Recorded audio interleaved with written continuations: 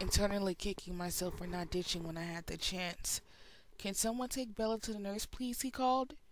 I didn't have to look up to know that it would be Mike who volunteered. Can you walk? Mr. Banner asked. Yes, I whispered. Just let me get out of here, I thought. I'll crawl. Mike seemed eager as he put his arm around my waist and put my arm over his shoulder. I leaned against him heavily on the way out of the classroom. Mike told me slowly across campus. When we were around the edge of the cafeteria, out of sight of Building 4 in case Mr. Banner was watching, I stopped. Just let me sit for a minute, please, I begged. He helped me sit on the edge of the walk. And whatever you do, keep your hand in your pocket, I warned. I was still so dizzy. I slumped over on my side, putting my cheek against the freezing, damp cement of the sidewalk, closing my eyes. That seemed to help a little. Wow, you're green, Bella, Mike said nervously. Bella? A different voice called from the distance. No, please let me be imagining that horribly familiar voice. What's wrong? Is she hurt? His voice was closer now. He sounded upset. I wasn't imagining it.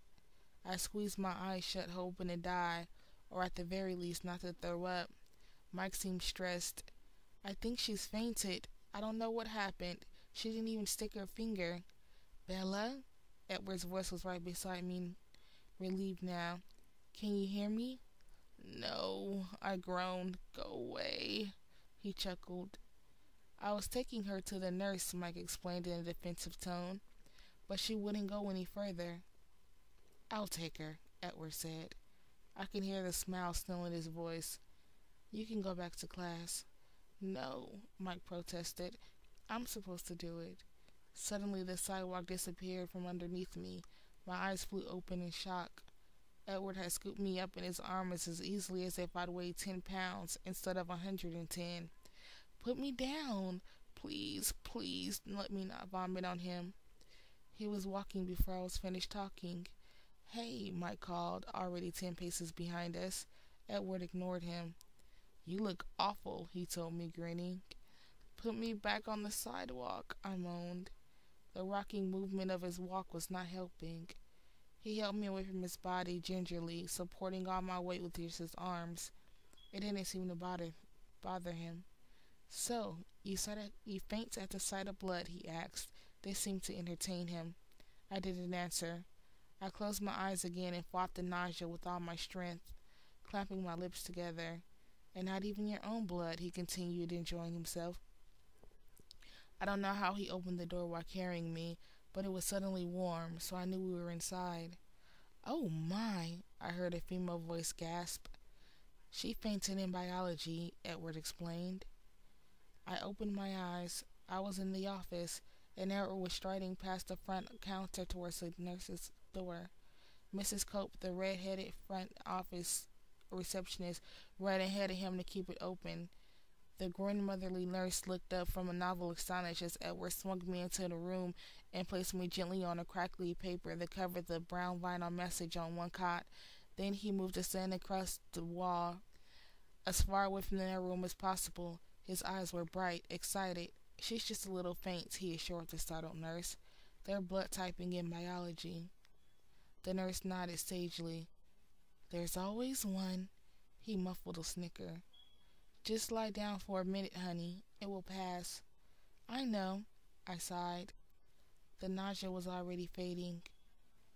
Does this happen a lot? She asked. Sometimes, I admitted. Edward coughed to hide another laugh. You can go back to class now, she told him. I'm supposed to stay with her. He said this with such a short authority that even though she pursed her lips, the nurse didn't argue it further. I'll go get you some ice for your forehead, dear, she said to me, and then bustled out of the room.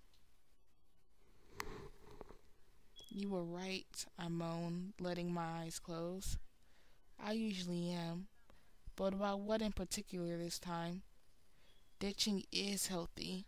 I practice breathing evenly. You scared me for a minute there, he admitted after a pause. His tone made it sound like he was confessing a humiliating weakness.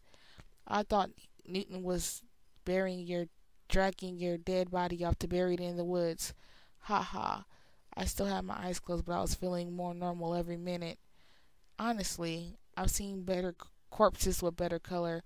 I was concerned that I might have to avenge your murder. Poor Mike. I bet he's mad. He absolutely loathes me, Edward said cheerfully.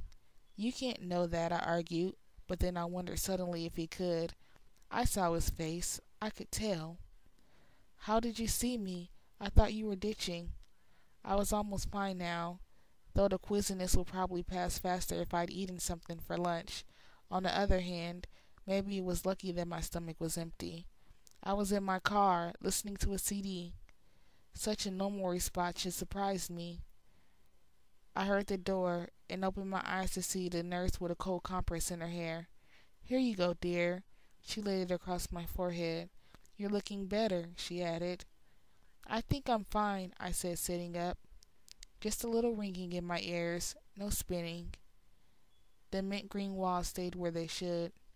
I could see that she was about to make me lie back down, but the door opened just then, and Miss Cope stuck her head in. We've got another one, she warned. I hopped down and freed up the clot for the next invalid. I handed the compress back to the nurse. Here, I don't need this. And then Mike staggered through the door, now supported a sallow-looking Lee Stevens, another boy in our biology class. Edward and I drew back against the wall to give them room. Oh no, Edward muttered. Go out of the office, Bella. I looked up at him bewildered. Trust me, go. I spun and caught the door before it closed. Darting out of the infirmary, I could feel Edward right behind me. You actually listened to me. He was stunned. I smelled the blood, I said, wrinkling my nose. Lee wasn't sick from watching other people like me. People can't smell blood, he contradicted. Well, I can. That's what makes me sick. It smells like rust and salt. He was staring at me with an unfathomable expression. What? I asked. It's nothing.